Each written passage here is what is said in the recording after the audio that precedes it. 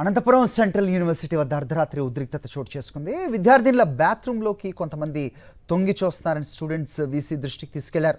అయితే విద్యార్థుల ఫిర్యాదుపై వీసీ పట్టించుకోలేదని వారు ఆందోళనకు దిగారు. బుక్కరాయ సముద్రంలోని యూనివర్సిటీ ప్రధాన గేట్ వద్ద నిరసన చేపట్టారు. వీసీ డౌన్ డౌన్ అంటూ నినాదాలు చేశారు. స్టూడెంట్స్ నిరసనకు విద్యార్థి సంఘాలు కూడా మద్దతు తెలిపాయి. గతంలో కూడా యూనివర్సిటీలో ఇలాంటి ఘటనలు జరిగినా పోలీసులు పట్టించుకోలేదని విద్యార్థినులు ఆందోళన వ్యక్తం చేస్తున్నారు. గతంలో యూనివర్సిటీ సమస్యలను మీడియా దృష్టికి తెచ్చారు విద్యార్థులు. తాజాగా యూనివర్సిటీలోకి మీడియాను అనుమతించడం లేదు సిబ్బంది. దీంతో న్యాయం కావాలంటూ అర్ధరాత్రి ఆందోళన చేపట్టారు.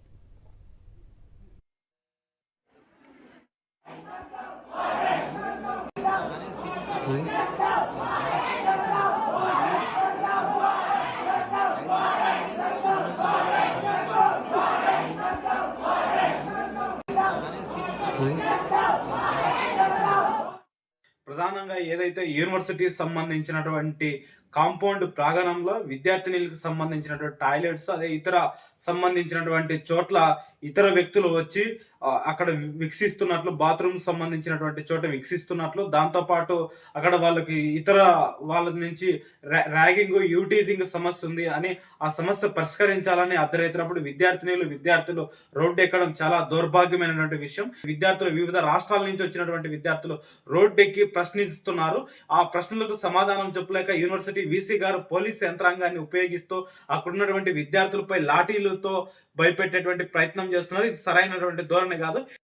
ఇది అంశంపై అప్డేట్స్ మా కరెస్పాండెంట్ శివారెడ్డి అందిస్తారు. శివారెడ్డి, గతంలో కూడా ఆరోపణలు ఇదే ప్రాంతం నుంచి రావటం కూడా చూసాం మనం. అయితే ప్రస్తుతం మీడియాను కూడా లోపలికి అనుమతించట్లేదు అంటూ విద్యార్థులు చెబుతున్నట్టు తెలుస్తోంది. వీసీ తీరుకి కారణం ఏంటి? ఏం చెప్తున్నారు విద్యార్థులు? మీరు ఎవరితో మాట్లాడారా? అవకాశం దొరికిందా? అప్డేట్ చెప్పండి. ఖచ్చితంగా, ఎందుకంటే వీసీతో పాటు అధికారులు కూడా నిర్లక్ష్యంగానే వ్యవహరిస్తున్న పరిస్థితి కనిపిస్తోంది. పదే ఈ మౌలిక సదుపాయాల అంశానికి సంబంధించి విద్యార్థులు అనేక ఫిర్యాదులు చేసినప్పటికీ ఎవరు కూడా సీరియస్ గా రెస్పాండ్ కాలేదు. అందుకే నిన్న ఎవరైతే విద్యార్థులకు సంబంధించి టాయిలెట్స్, వాష్రూమ్స్ కు వెళ్ళినప్పుడు గుర్తు తెలియని వ్యక్తులు చూసిన నేపథ్యంలో రహస్యంగా చూస్తూ ఉన్నారన్న విషయాన్ని తెలుసుకున్న విద్యార్థులు గట్టిగా కేకలు వేశారు, బయటకు వచ్చారు. తోటి విద్యార్థులకు చెప్పడం, అక్కడ విద్యార్థులందరూ ఐక్యంగా ముందుకు వచ్చి రోడ్డెక్కిన పరిస్థితి కనిపిస్తుంది. దీనికి ఏఎస్ఎఫ్, ఎస్ఎఫ్ఐ వంటి విద్యార్థి సంఘాల నేతలు కూడా పూర్తి స్థాయిలో మద్దతు ఇస్తున్న పరిస్థితి కనిపిస్తుంది. అదేవిధంగా వైఎస్ఆర్ విద్యార్థి సంఘం కూడా మద్దతు ఇస్తున్న పరిస్థితి కనిపిస్తుంది.